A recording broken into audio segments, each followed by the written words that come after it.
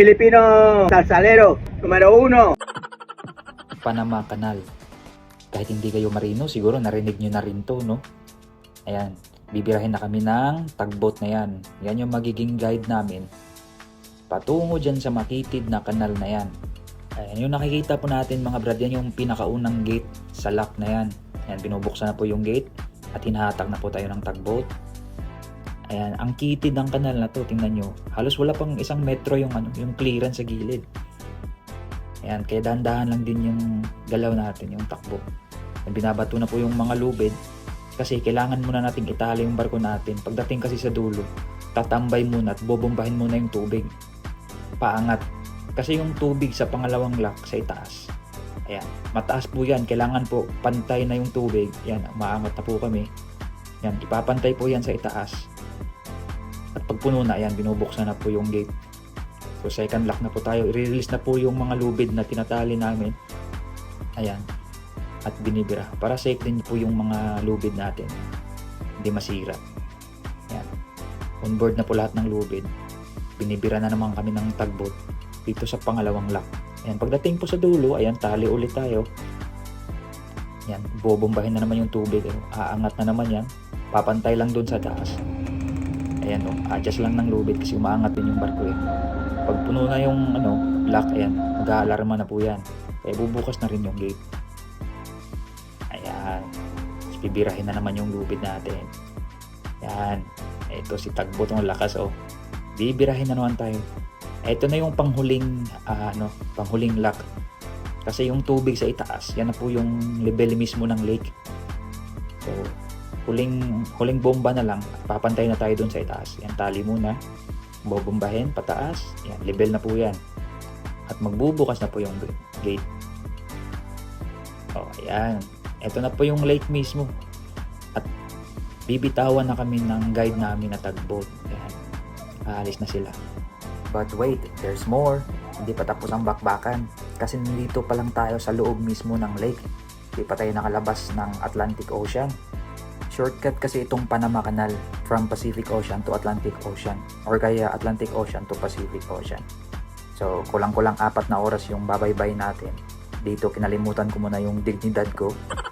Kumuha muna ako ng lona. Bahala na dyan. Bahala na si Batman. Idlip muna ako.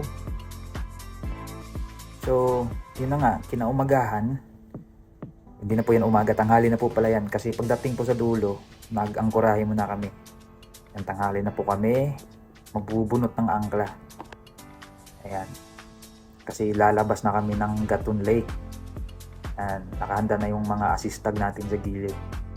Yan yung mag-a-assist sa atin. Kasi napaka-kipot. Maliit lang kasi itong yung lake dito sa bandang dulo. Kaya hindi masyadong nakakanabigit yung barko natin.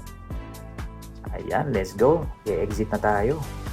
At dahil maliwanag na, makikita na natin yung paligid. Sobrang ganda pala dito. Ang linaw ng tubig, ang akala ko kagabi, kanal talaga yung tubig, yung malabo. Nadali na naman ako ng maling akala. Ayan. At napaisip lang ako, sa ganda ng lugar dito, sa ganda ng lake, may mga buhaya kaya dito or alligator. Oh, ganda oh. Kasi napapanood ko sa TV, sa mga ganitong lugar, lalo na yung, di ba malapit sa Amazon River to. Oh, napaisip ako kung lalabas yung mga buhaya dito. Pero parang hindi, ang ganda ng lugar oh. Meron kayo sa Pilipinas na ganito? Tingin ko wala. Ay, na-all na lang talaga. So, ayun na nga. Papasok na tayo. Binuksan na yung gate. Ayan. So, bali, kahapon, pataas tayo. Ngayon, pababa na naman tayo. Kasi e-exit na tayo. Kukunin na natin yung level ng tubig sa baba. Ayan. Binira na naman tayo ng maliit na guide natin. Patungo dun sa dulo ng lock na to. Ayan. So lahat naman ng marino nangangarap na makadaan dito. Kahit nung di pa ako nag-abroad, sa Pilipinas pa lang ako. Ito talaga yung ultimate dream ko din. One of the best engineering kasi itong Panama Canal. Para sa akin A. O diba? A muna yung tropa. Ayan. Pinira na kami hanggang sa dulo ng gate. Ayan, tatali na naman kami para mag-i-steady na yung barko. Ayan, binobomba pababa yung tubig para papantay dun sa level ng tubig sa baba. Ayan, pinuksan na yung gate. Let's go! Ayan, nakikita ko na yung dulo dun sa pinakadulo. Yan na yung dagat na po yan. Yan, binobomba pababa.